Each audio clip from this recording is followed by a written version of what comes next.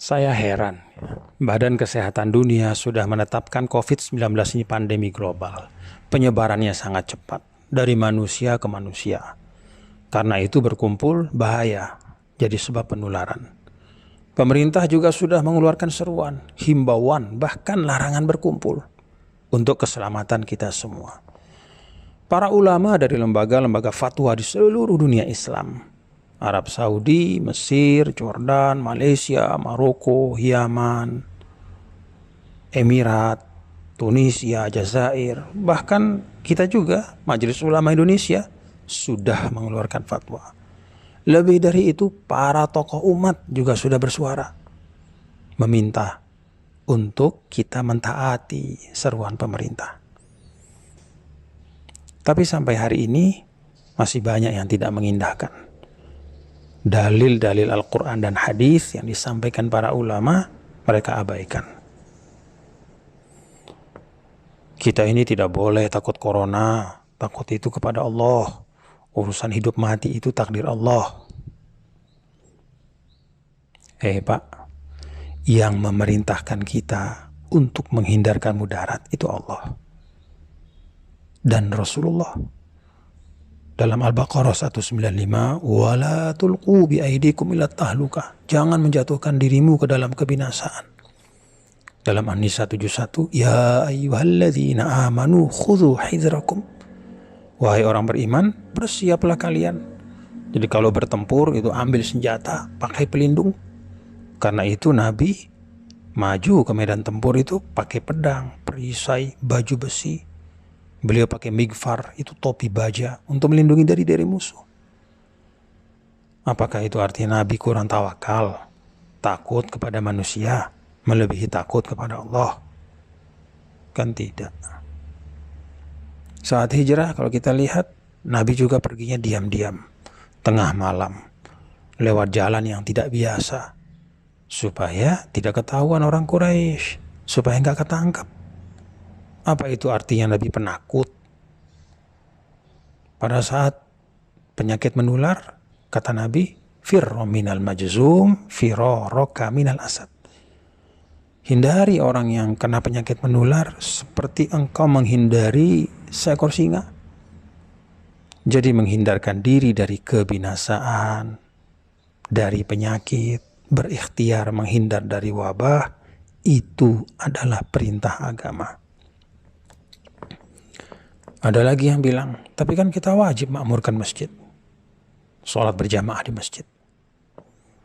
Pak, dulu ya saat hujan deras saja Rasulullah SAW minta panggilan sholat diubah. Shollu fi buyutikum, sholatlah di rumah kalian. Gak usah dulu berjamaah di masjid. Itu karena hujan, khawatir memberatkan, ada lumpur. Apalagi ini wabah yang terbukti di seluruh dunia itu berpuluh-puluh ribu. Sebentar lagi ratusan ribu yang sudah meninggal. Ini tidak hanya urusan lumpur, ini bisa membahayakan nyawa. Ada lagi yang masih ngeyel, tapi sholat Jumat kan gak apa-apa, sekali seminggu, itu kan syiar. Pak, sholat Jumat itu juga boleh ditinggalkan karena uzur syar'i. Dulu saat musafir, Nabi tidak Jumatan. Padahal banyak sahabat sama Nabi, berpuluh-puluh, beratus-ratus. Beliau sholat zuhur, mengganti Jumat. Saat sakit, para ulama juga sepakat, Jumat itu bisa diganti dengan sholat zuhur. Nah sekarang ini fatwa sudah banyak, jelas, tegas. Untuk kemaslahatan umum, memutus rantai penyebaran wabah, menyelamatkan jiwa manusia. Apalagi penyakit ini kan ada yang disebut asimptomatik, nggak kelihatan gejalanya, padahal dia sudah bawa virus. Karena itu, mari kita ikuti fatwa para ulama kita, ikuti seruan pemerintah, dengar pendapat dari para ilmuwan. Saya malah bayangkan ya, ini orang-orang yang berkeras tetap Jumatan. Kalau mereka hidup sama Rasul dulu, mungkin Rasul SAW sendiri mereka lawan. Pada waktu musafir misalnya, ikut musafir sama Nabi, Nabi tidak sholat Jumat, mungkin mereka demo, protes sama Nabi. Kalau mereka dulu hijrah sama Nabi, mungkin mereka protes, kok Rasul perginya tengah malam, kok takut sama manusia. Pada saat diminta untuk sholat berjamaah di rumah, mungkin mereka demo juga sama Nabi. Ya Rasulullah, nih kok disuruh sholat di rumah? Kan rumah Allah itu masjid. La haula wa la quwata illa billah. Nah, inilah beragama yang disebut dengan at-tadayyun bil hawa wa laysa bil ilmi. Beragamanya itu dengan hawa nafsu, egoisme, bukan dengan ilmu. Perasaannya, anggapannya, itu yang dijadikan pedoman. Bukan tuntunan Allah dan Rasulnya. Bukan arahan para ulama yang merupakan warasatul anbiya, penerus para nabi dan rasul. Saya jadi ingat ayat 103, 104 surah Al-Kahf. Qul hal nunabbi'ukum bil akhsarina a'mala alladzina dhalla sa'yuhum fil hayatid dunya wa hum yahsabuna annahum yuhsinuna sun'a.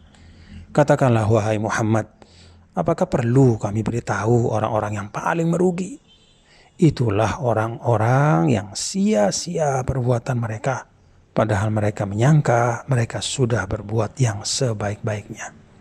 Kata Imam Tabari, mereka adalah kullu amilin amalan yahsabuhu fihi musiban wa annahu lillahi bifi'lihi dzalika muti'un murdi wa huwa bifi'lihi dzalika lillahi muskhit wa an tariqi ahli al-iman bihi jair.